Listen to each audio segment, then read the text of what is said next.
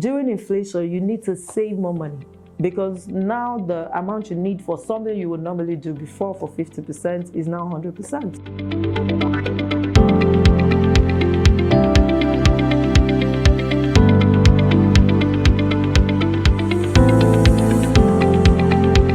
Hello and welcome to Answering Your Money Questions. Today I have a few questions here that I'm going to answer. These are questions that is bothering the hearts of people, and today we'll be doing justice to them. Number one question I have here is, my expenses are overwhelming. What can I do?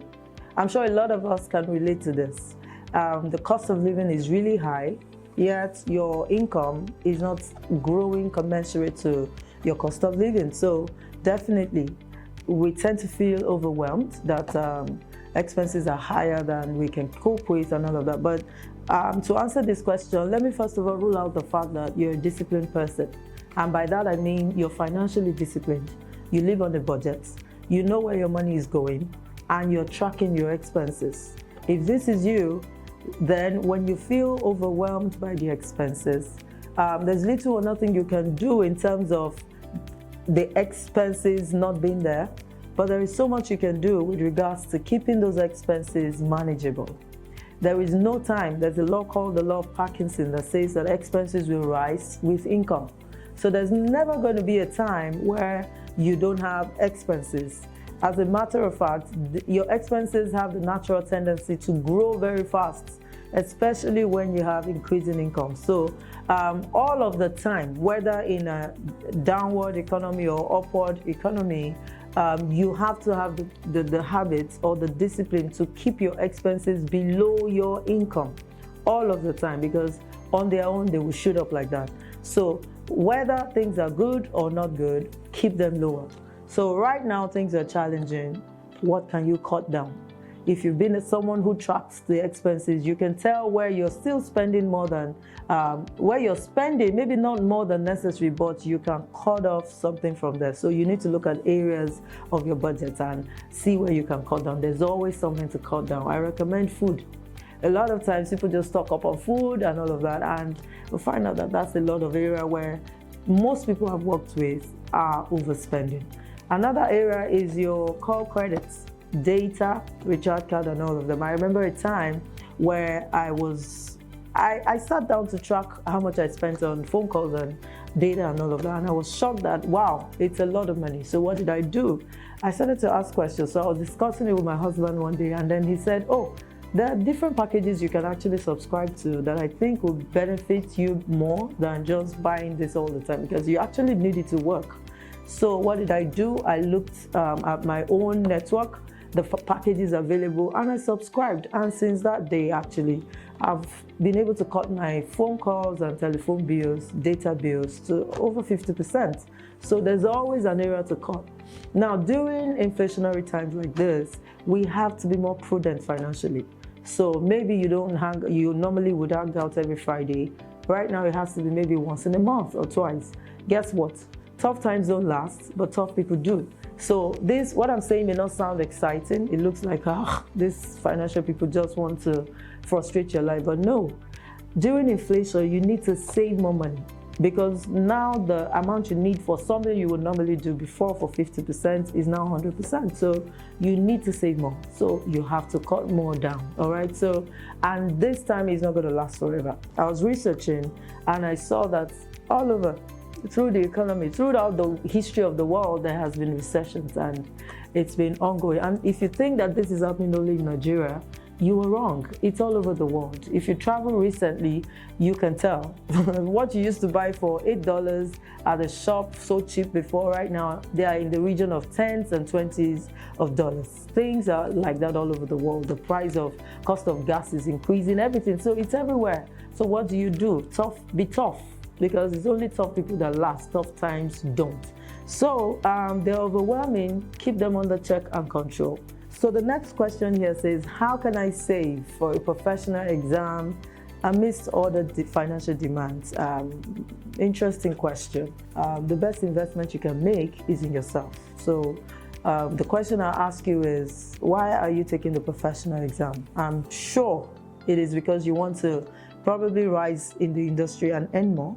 Or if it's a requirement in your industry, it will help you get a better job or something. So, I mean, if it's going to help you grow financially, why not? So there is no other way to save for it but to plan and determine when you want to take this exam, how much is it going to cost you, and what would you be willing to sacrifice so you can achieve it. Because once you can get that professional exam done, you can get a better job or you can get promoted. I remember a client I worked with last year.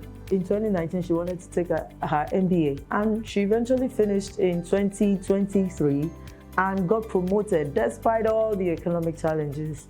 With that MBA, she was able to get a better paying job. She's earning very good right now. I have a friend also who traveled out to take an MBA, and she's back, and a master's degree. She's back and she's been able to get a better pay on her existing job. So at the end of the day, if it's a requirement for your space where you function, why not?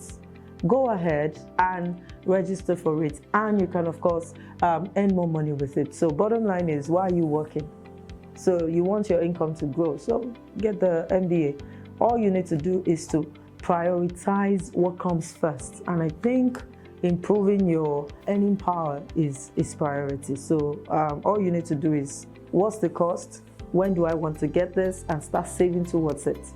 A lot of professional exams right now would, or some of them, maybe not all of them, will allow you pay monthly. So it makes it even better. What will I cut so that I can foot that bill? And in a space of time, I'm done with it. So that's it. I hope I answered that question. All right, so let's get to the final question for today. This question says, how do I stick to my budget? One of the reasons people struggle to stick to their budget is because they don't know the benefits of the budget. If you've done a budget before, the very first time, it looks as if you were given extra monies, because all of a sudden, light comes in and you can see the value of your income. For me, it felt like, wow, what I earn is a lot of money. So the budget is a very powerful tool for you to actually achieve your financial goals and live a life that is stress-free, right, financially. When you make a budget, you can tell your money where the money should go.